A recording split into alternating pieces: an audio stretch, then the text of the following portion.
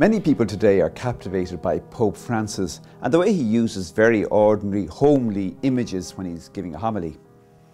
Of course, he's being like Jesus when he does that, and we see today the same thing, Jesus himself in the Gospel, using very practical examples. In this case, the example of a wedding celebration. The story is that the father, the king, sends out a wedding invitation to his son's wedding. I suppose the reference there is God inviting people to follow Jesus, who's come on earth to marry humankind. Anyway, the image is that of a wedding, and it's great. The invitation goes out, but people begin to say, well, I'm too busy. I've got the farm, I've got the business. They even kill the messengers. It's very surprising. The father is furious, but nevertheless keeps inviting. In fact, he tells people, go out into the highways and byways, bring them all in. So it's good news on the one hand, but there's a twist. When you get in, it's important you have the wedding garment. It's the way the Gospel puts it.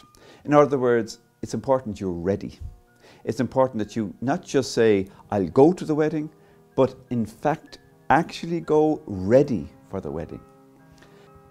A few years ago, I heard of a woman who went to St. Peter's, Rome, on a pilgrimage, and she saw the Pope at the time, John Paul II, who was old, he was sick, and she said it was a big moment for her.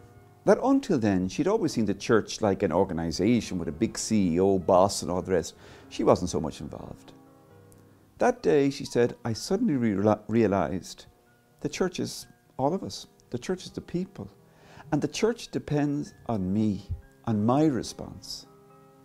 It became a turning point for her to respond, to be more active.